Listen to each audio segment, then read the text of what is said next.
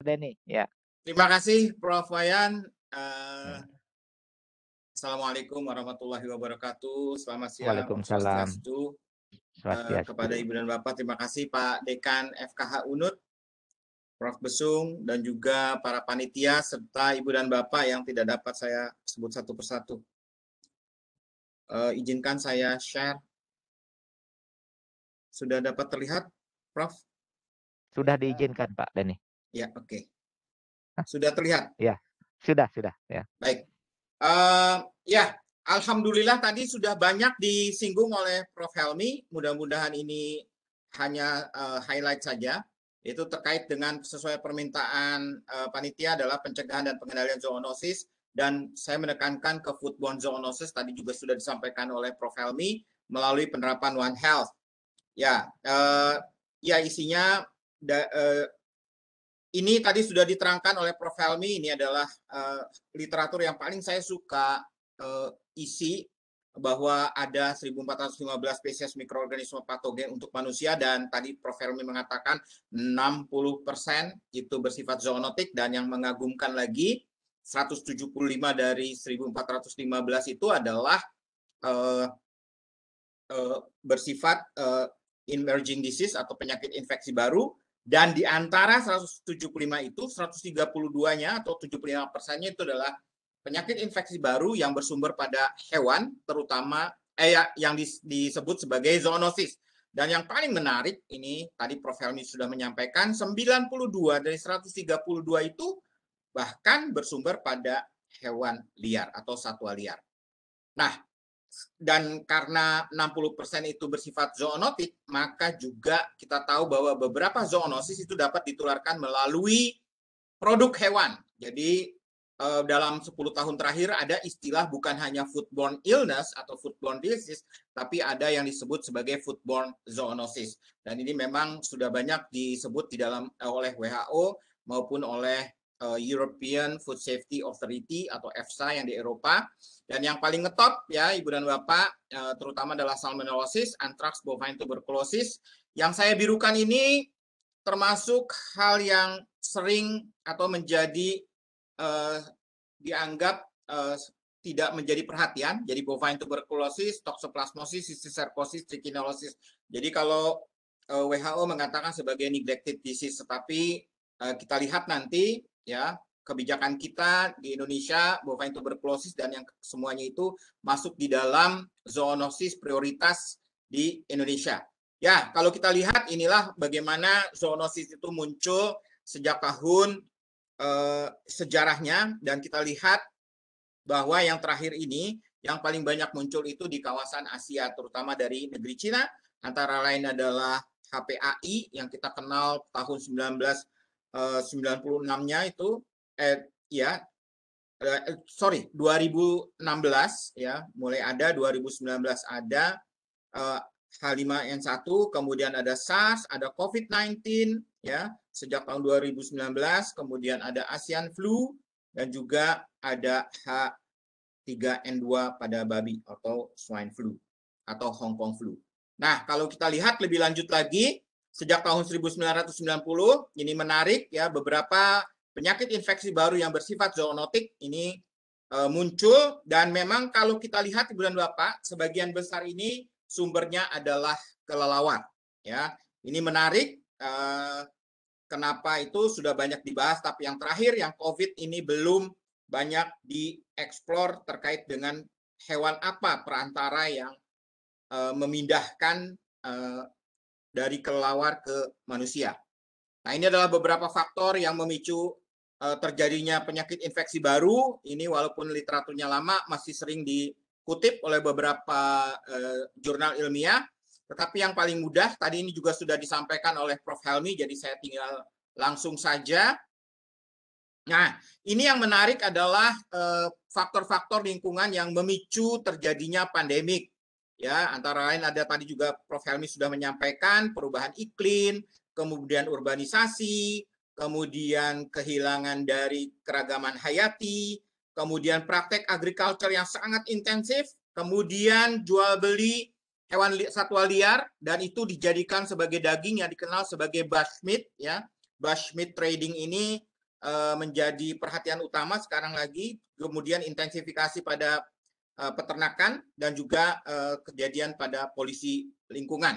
Nah, kalau kita lihat interaksi antara intensifikasi produk ternak terhadap kejadian zoonosis dan juga AMR yang tadi sudah banyak disebut oleh Prof. Helmi, di mana peningkatan populasi dan terjadian urbanisasi, kemudian juga kesejahteraan manusia ini itu meningkatkan kebutuhan akan produk hewani sehingga menekan atau menuntut intensifikasi dari produk ternak, ya.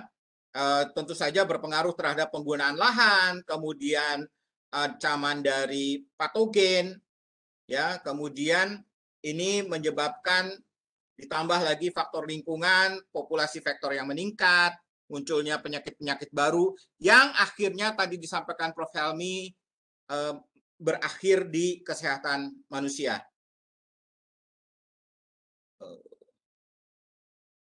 Nah, sekarang kita bahas sedikit tentang foodborne illness.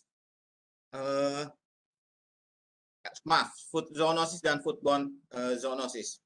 Ya, ini adalah 15 zoonosis prioritas yang ditetapkan oleh pemerintah di dalam keputusan Menteri Pertanian tahun 2019.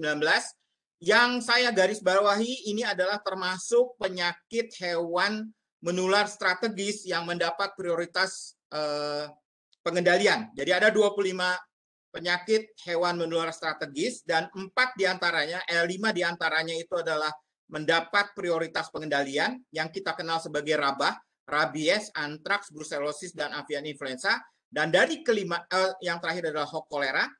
Yang dari 5 ini 4 bersifat zoonotik. Ya, ini adalah yang saya beri warna merah. Ini yang dapat ditularkan melalui makanan atau bersifat foodborne zoonosis. Yang saya beri garis bawah itu adalah penyakit hewan menular strategis yang mendapat prioritas di dalam pengendaliannya. Ya, ini menarik di Eropa, kajian tahun 2015 sampai 2019 dan dilaporkan tahun 2021. Ini ternyata foodborne zoonosis yang sering terjadi di antara anggota Uni Eropa. Yang paling utama itu adalah Campylobacteriosis dan yang kedua adalah Salmonellosis yang mirip dengan kejadian di Amerika Serikat. Ibu dan Bapak, nah ini yang diusulkan atau ini dalam pemikiran saya foodborne zoonosis yang perlu menjadi perhatian di Indonesia, yang beberapa yang warna biru ini menjadi neglected atau belum menjadi perhatian adalah bovine tuberculosis, ya, toxoplasmosis, salmonellosis, walaupun ini sudah dikendalikan di peternakan ayam, tetapi saat ini yang lebih banyak itu justru yang salmonella yang tidak beradaptasi pada unggas, jadi yang non tivimurium dan juga non pulorum. Jadi banyak salmonella yang menyebabkan gastroenteritis yang ditularkan melalui telur atau daging ayam yang tampak baik atau tampak tidak ada perubahannya.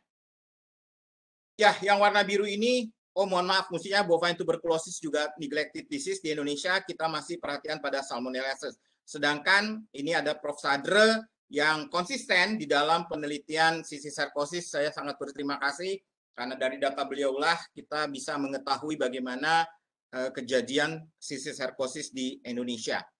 Ibu dan Bapak, ya, tahun 2012 WHO menetapkan peringkat 24 foodborne parasites, ya, ini karena dikatakan sebagai neglected disease, untuk memberikan dasar bagi penilaian risiko dalam suatu negara ataupun wilayah untuk memprioritaskan pengendalian. Nah, Eropa, ya, itu sudah menetapkan 5 foodborne parasites yang dijadikan prioritas, yaitu Echinococcus multilocularis atau yang kita kenal sebagai hidatidosis, kemudian Toxoplasma gondii, kemudian Trichinella spiralis, Echinococcus granulosus, kemudian Cryptosporidium species. Nah, saya hanya membahas 2 hal yang sekarang ini menjadi perhatian Direktorat Kesmafed, insya Allah tahun depan. Ini adalah bagaimana Direktorat Kesmafed memulai atau menginisiasi keberadaan bovine tuberculosis pada sapi perah di Jawa, khususnya di wilayah BBVET Wates. Ini baru akan dimulai tahun depan.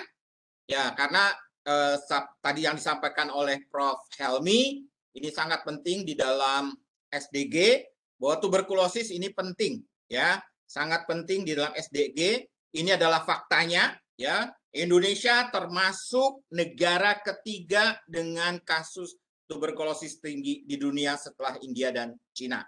Oleh sebab itu, ya, ada literatur yang mengatakan bahwa kejadian tuberkulosis pada manusia yang disebabkan oleh Mycobacterium tuberculosis ini karena memang gejala klinisnya tidak bisa dibedakan dengan Mycobacterium bovis, beberapa perkiraan para ahli, ini ada dari OIE, itu kira-kira dari sekian kasus tersebut, 10% dari kasus tuberkulosis itu merupakan Mycobacterium bovis. Jadi Ibu dan Bapak kalau nanti juga ikut mengendalikan, karena ini Indonesia juga sudah berkomitmen, terutama Kemenko PMK, untuk mengendalikan tuberkulosis, dan kaitannya dengan bidang kedokteran hewan adalah bagaimana kita bisa mengeksplor Mycobacterium bovis. Di sini juga ada Prof. Mirnawati, pernah salah satu bimbingannya meneliti kaitannya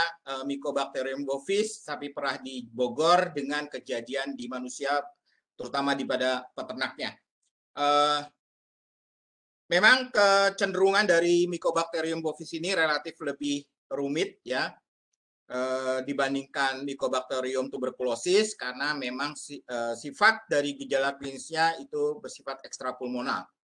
Dan sudah dilaporkan ini Pak Prof. Helmi bahwa beberapa Mycobacterium bovis ini juga sudah resistan terhadap beberapa obat untuk pengendalian bovine tuberculosis.